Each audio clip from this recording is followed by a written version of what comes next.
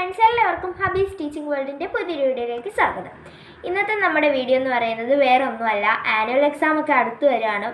അപ്പോൾ അതിൻ്റെ കുറച്ച് ടിപ്സാണ് ഞാൻ പറയാൻ വേണ്ടിയിട്ട് പോണത്. ഓക്കെ, അപ്പോൾ നമുക്ക് നേരെ വീഡിയോയിലോട്ട് പോവാം.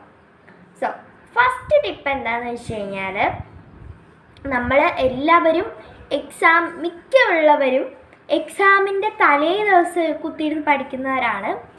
ആ ഒരു ഓപ്ഷൻ ഞാൻ അങ്ങനെ സജസ്റ്റ് ചെയ്യത്തില്ല. കാരണം എക്സാമിൻ്റെ തലേന്നിരുന്ന് പഠിക്കുന്നതിനേക്കാളും കുറച്ചുകൂടെ ബെറ്റർ എക്സാമിനും ഒരാഴ്ച മുമ്പ് ഇരുന്ന് പഠിക്കുന്നതായിരിക്കും കുറച്ചും കൂടെ ബെറ്റർ ആയിട്ടുള്ള ഒരു ഓപ്ഷൻ. ഒരാഴ്ച മുമ്പ് പഠിക്കുമ്പോൾ നമ്മൾ ടെക്സ്റ്റിലുള്ള കുറച്ച് 1 വേർഡ് ക്വസ്റ്റ്യൻസ് നമ്മൾ കണ്ടെത്തി വെക്കാം. എല്ലാ ചാപ്റ്ററിൽ നിന്നും മാക്സിമം 1 വേർഡ് ക്വസ്റ്റ്യൻസ് കണ്ടെത്തി വെച്ച് കഴിഞ്ഞാൽ ആ 1 വേർഡ് ക്വസ്റ്റ്യൻസ് ചിലപ്പം പല ചാപ്റ്റേഴ്സിൽ നിന്നും 1 വേർഡ് ക്വസ്റ്റ്യൻസ് വരാനുള്ള ചാൻസ് ഉണ്ട്. അപ്പോൾ നമുക്ക് ആ 1 വേർഡ് ക്വസ്റ്റ്യൻസ് പെട്ടെന്ന് എഴുതാൻ പറ്റും, പെട്ടെന്ന് ഐഡൻറ്റിഫൈ ചെയ്ത് എഴുതാൻ വേണ്ടിയിട്ട് പറ്റും. ഓക്കെ, പിന്നെ നമ്മൾ എക്സാമിൻ്റെ തലേ ദിവസം അധികം പഠിക്കാതെ നമ്മൾ പഠിച്ച കാര്യങ്ങൾ നമ്മൾ ഒരാഴ്ച മുമ്പ് പഠിച്ച കാര്യങ്ങളൊന്ന് റിവൈസ് ചെയ്തെടുക്കുമ്പോൾ ഉള്ള ഗുണമെന്ന് പറയുന്നത് നമുക്ക് പെട്ടെന്ന് തന്നെ തലേ കയറും. നമ്മൾ നേരത്തെ പഠിച്ചു വെച്ച കാര്യങ്ങൾ പെട്ടെന്ന് റിവൈസ് ചെയ്തെടുത്തു കഴിഞ്ഞാൽ പെട്ടെന്ന് തലയിൽ കയറുകയും ചെയ്യും, എക്സാമിന് നല്ല ഓർമ്മ ഉണ്ടാവുകയും ചെയ്യും. ഓക്കെ, ഒന്ന് റിവൈസ് ചെയ്തിട്ട് നമ്മൾ നല്ലോണം കിടന്ന് ഉറങ്ങുക, അതാണ് മസ്റ്റ്. നമ്മൾ ഉറങ്ങാതെ പരീക്ഷാ ഹാളിൽ പോയിരിക്കുകയാണ്, എക്സാം ഹാളിൽ പോയിരിക്കുകയാണെന്ന് വെച്ച് കഴിഞ്ഞാൽ നമുക്ക് ഒട്ടും നന്നായിട്ട് എക്സാം എഴുതാൻ കഴിയത്തില്ല. നമ്മൾ ഉറക്ക ക്ഷീണത്തിൻ്റെ ഇതിൽ നമ്മൾ ഉറക്കം തൂങ്ങി ഇരുന്ന് പരീക്ഷ എഴുതേണ്ടി വരും. ഓക്കെ, അപ്പം എല്ലാവരും നന്നായിട്ട് ഒന്ന് റിവൈസ് ചെയ്തതിന് ശേഷം പെട്ടെന്ന് പോയി കിടന്നൊന്ന് ഉറങ്ങുക. അത് കഴിഞ്ഞിട്ട് പിറ്റേ ദിവസം എക്സാമിൻ്റെ അന്ന് എണീച്ച് ഒന്ന് ഫ്രഷായിട്ട് നമ്മൾ ഒന്നും കൂടെ ഒന്ന് പഠിച്ച കാര്യങ്ങളൊക്കെ ഒന്ന് എടുത്ത് വായിച്ച് നോക്കി പിന്നെ സ്കൂളിലേക്ക് പോവാം. ഓക്കെ, ഇതാണ് നമ്മൾ എക്സാമിൻ്റെ തലേന്ന് അല്ലെങ്കിൽ ഒരാഴ്ച മുമ്പേ ഒക്കെ നമ്മൾ പഠിച്ചു വെച്ചിട്ട് ചെയ്യാനുള്ള കാര്യങ്ങൾ. ഇനി നമുക്ക് ക്വസ്റ്റ്യൻ പേപ്പർ കൈ കിട്ടിയതിന് ശേഷമുള്ള കാര്യം നോക്കാം. ക്വസ്റ്റ്യൻ പേപ്പർ കൈ കിട്ടിക്കഴിഞ്ഞാൽ ആദ്യമേ തന്നെ നമ്മൾ വിശ്വസിക്കുന്ന ദൈവങ്ങളെ വിളിച്ചിട്ട് ഒന്ന് പ്രാർത്ഥിക്കുക. ഇപ്പോൾ ദൈവമേ എന്നെ ഈ പരീക്ഷ ജയിപ്പിക്കണേ, അങ്ങനെയല്ലെങ്കിൽ ഞാൻ പഠിച്ച കാര്യങ്ങൾ മാത്രമേ നമ്മളെല്ലാവരും പ്രാർത്ഥിക്കൂലേ, അത് തന്നെ അതൊന്ന് പ്രാർത്ഥിക്കുക, മനസ്സിൽ ധ്യാനിച്ച് പ്രാർത്ഥിക്കണം. പ്രാർത്ഥിച്ചതിന് ശേഷം നമ്മൾ ക്വസ്റ്റ്യൻ പേപ്പർ, അതായത് എല്ലാവരുടെയും സ്കൂളിൽ എനിക്ക് തോന്നുന്നു 15 മിനിറ്റ് കൂൾ ഓഫ് ടൈം എന്തായിരുന്നാലും തന്നിട്ടുണ്ടാവും. ക്വസ്റ്റ്യൻ പേപ്പറിൽ തന്നെ ഉണ്ടാവും 15 മിനിറ്റ്സ് കൂൾ ഓഫ് ടൈം ആണെന്നുണ്ടാവും.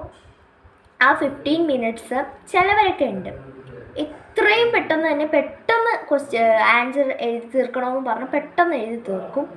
ആ ഒരു ടൈമിൽ നമുക്ക് ക്വസ്റ്റ്യൻ വായിച്ചെടുക്കാനായിട്ട് സമയം കുറേ പോവും.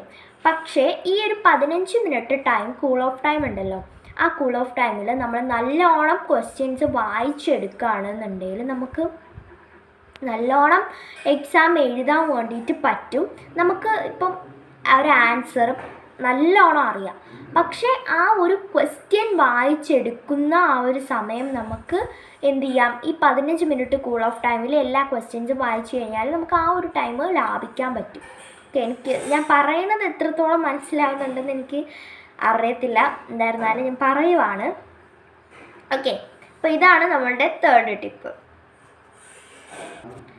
ഇനിയുള്ളത് നമ്മളുടെ പരീക്ഷ നമ്മൾ നല്ല വൃത്തിയായിട്ട് എഴുതുക. നമ്മളിങ്ങനെ പെട്ടെന്ന് നമുക്കെല്ലാം അറിയാം, നമുക്ക് ടൈം മാനേജ് ചെയ്യാൻ കഴിയത്തില്ല, പെട്ടെന്ന് എഴുതി പോകണം, സമയം തീരെയില്ല എന്നും പറഞ്ഞ് നമ്മൾ പെട്ടെന്ന് വലിച്ചു വാരി അങ്ങ് എഴുതിപ്പോയി കഴിഞ്ഞാൽ നമ്മുടെ പരീക്ഷാ പേപ്പറിന്, അതായത് ആൻസർ ഷീറ്റിന് ഒരു വൃത്തി ഉണ്ടാവില്ല. വൃത്തിയില്ലാതിരുന്നാൽ നമ്മൾ ടീച്ചർമാരിൽ കിട്ടുമ്പോൾ ടീച്ചർമാരിങ്ങനെ വിചാരിക്കും, ഓ ഈ കുട്ടി വല്ല പഠിക്കത്തില്ല. നമ്മൾ നല്ലോണം എഴുതിയിട്ടുണ്ടാവും പരീക്ഷ, പക്ഷെ നമ്മൾ കൈയക്ഷരം കണ്ടിട്ട് അവർ പറയും, ഈ കുട്ടി വലിയ പഠിക്കത്തില്ല എന്ന് പറഞ്ഞിട്ട് നമുക്ക് മാർക്ക് തരത്തില്ല. പക്ഷെ നമ്മൾ സമയവും മാനേജ് ചെയ്ത് നല്ല വൃത്തിയുള്ള കൈയക്ഷരത്തിൽ ആണ് എഴുതുന്നതെന്നുണ്ടെങ്കിൽ ടീച്ചർമാർക്ക് തോന്നുന്നുണ്ടാവും, ഈ കുട്ടി നല്ലോണം പഠിക്കും, നല്ല കൈയക്ഷരം, എല്ലാം കൊള്ളാം എന്നൊക്കെ പറയും. നമ്മുടെ പേപ്പറിൽ വലുതായിട്ട് നല്ല കൈയക്ഷരം എഴുതുന്ന ഒരു പേപ്പറിൽ വലുതായിട്ടൊന്നും കാണത്തില്ലെങ്കിലും ടീച്ചർമാർക്ക് നമുക്ക് മാർക്ക് തരും. കാരണം എന്താ, നല്ല കൈയക്ഷരത്തോടെ എഴുതുന്നവർ കുറച്ച് പഠിപ്പിച്ചാണെന്നാണല്ലോ ഒരു വിശ്വാസം. ഓക്കെ, അങ്ങനെ. അപ്പോൾ ഇതാണ് നമ്മുടെ 4th ടിപ്പ്. അപ്പോൾ എല്ലാവരും നല്ല വൃത്തിയിൽ പരീക്ഷ എഴുതി കഴിഞ്ഞ് കഴിഞ്ഞാൽ നല്ലോണം നമുക്ക് മാർക്ക് സ്കോർ ചെയ്യാൻ വേണ്ടിയിട്ട് പറ്റും. നെക്സ്റ്റ് ടിപ്പ് എന്ന് പറയുന്നത്, നമ്മൾ പരീക്ഷ എഴുതി നമ്മൾ ആൻസർ എഴുതുകയാണ്. ഒരു 1 വേർഡ് ക്വസ്റ്റ്യൻ ആയിരുന്നു. പെട്ടെന്ന് നമ്മൾ എഴുതിയപ്പോൾ ഒന്ന് തെറ്റിപ്പോയെങ്കിൽ നമ്മളിങ്ങനെ കടുപ്പിച്ച് ഇങ്ങനെ കക്രമുക്ര വെട്ടി വയ്ക്കത്തില്ലേ, ആ സ്വഭാവം വേണ്ട. അങ്ങനെ വെട്ടാതെ ഒരൊറ്റ ലൈൻ വരച്ച് വെട്ടി കഴിഞ്ഞ് കഴിഞ്ഞാൽ ഓക്കെ. അല്ലെങ്കിൽ ജസ്റ്റ് ഇങ്ങനെ ഒന്ന് വരച്ച് പിടിച്ച് ഇങ്ങനെ ഒന്ന് വരച്ചെടുത്താൽ മതി. അങ്ങനെ വരച്ച് കഴിഞ്ഞാലും ഓക്കെ, അതവിടെ തീർന്നു. അതിൻ്റെ മുകളിൽ നിന്ന് പടം വരച്ച് കുത്തി വരച്ച് ഇരുന്ന് സമയം കളയേണ്ട കാര്യമില്ല. ജസ്റ്റ് ഒരു വെട്ടിയിട്ട് നമ്മൾ കറക്റ്റ് ആൻസർ അപ്പുറത്തോട്ട് എഴുതുക. ഓക്കെ, നെക്സ്റ്റ് ടിപ്പ് എന്ന് പറയുന്നത് എന്താണെന്ന് വെച്ച് കഴിഞ്ഞാൽ, write the exam in proper time. Proper ടൈമിൽ നമ്മൾ എക്സാം എഴുതി തീർക്കുക എന്നുള്ളതാണ്. നമ്മളിപ്പോൾ എഴുതിക്കൊണ്ടിരിക്കുക, നമ്മൾ നല്ല വൃത്തിയുള്ള അക്ഷരത്തിൽ പതുക്കെ എഴുതിക്കൊണ്ടിരിക്കുകയാണ്. പെട്ടെന്ന് എക്സാം പേപ്പർ കൊടുക്കാനുള്ള ബെല്ലടിച്ചു, കാക്രിമൂക്ര എഴുതി. ഫസ്റ്റ് നമ്മൾ നല്ല വൃത്തിയിൽ എഴുതി വന്നു, ലാസ്റ്റ് സമയമില്ലാഞ്ഞിട്ട് നമ്മൾ പെട്ടെന്ന് എഴുതി. ഇത് എല്ലാവർക്കും ഉണ്ടാകുന്ന ഒരു പ്രശ്നമാണ്. അതുകൊണ്ട് നമ്മൾ സമയം മാനേജ് ചെയ്തിട്ട് നല്ല വൃത്തിയായിട്ട് എഴുതാൻ നോക്കുക.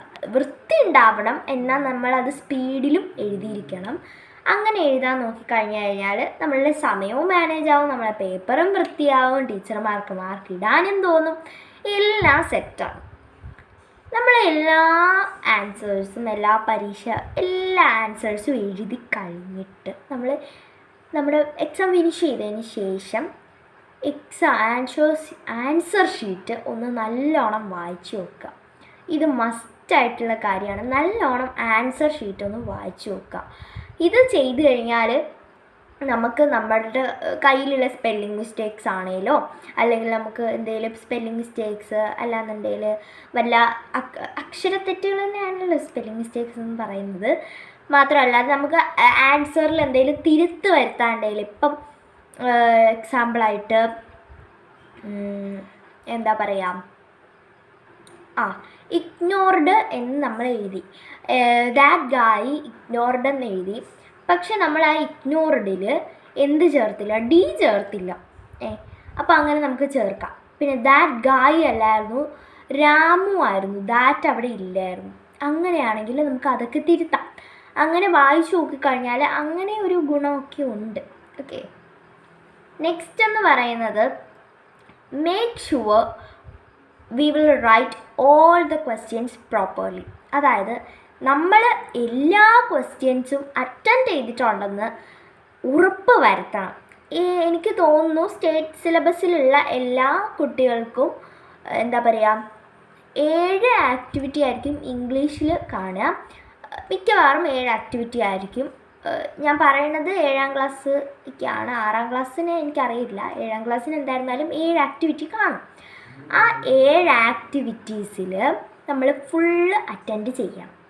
ഓക്കെ, ഫുള്ള് അറ്റൻഡ് ചെയ്ത് കഴിഞ്ഞാൽ 5 ആക്ടിവിറ്റിയെ നോക്കുള്ളൂ, 2 നമ്മൾ അഡീഷണലായിട്ട് എഴുതിയതിന് ശേഷം അപ്പം നമുക്ക് ഇപ്പോൾ 5ാമത്തെ ആക്ടിവിറ്റി ഫുള്ള് തെറ്റിപ്പോയെങ്കിൽ 6ാമത്തെ ആക്ടിവിറ്റി നമ്മൾ അഡീഷണലായിട്ട് എഴുതിയില്ലേ 2 ആക്ടിവിറ്റി, ആ ആക്ടിവിറ്റിയിൽ നിന്നും മാർക്ക് നമുക്ക് ഇതിലോട്ട് നമ്മളുടെ മറ്റേ മാർക്കിലോട്ട് കൂട്ടും. ഓക്കെ, അങ്ങനെ നമുക്ക് കുറച്ചുകൂടെ മാർക്ക് സ്കോർ ചെയ്യാൻ വേണ്ടിയിട്ട് പറ്റും. അതുകൊണ്ട് നമ്മൾ എല്ലാ ക്വസ്റ്റ്യൻസും പ്രോപ്പറായിട്ട് അറ്റൻഡ് ചെയ്യുക. ഓക്കെ, അപ്പോൾ ഇത്രയേ ഉള്ളൂ ഇന്നത്തെ ടിപ്സ്. അപ്പോൾ എല്ലാവർക്കും എൻ്റെ വീഡിയോ ഇഷ്ടപ്പെട്ടു എന്ന് വിചാരിക്കുന്നു. വീഡിയോ ഇഷ്ടമാണെങ്കിൽ സബ്സ്ക്രൈബ് ചെയ്യുക, സപ്പോർട്ട് ചെയ്യുക. അപ്പോൾ ഇത്രയേ ഉള്ളൂ. ബൈ.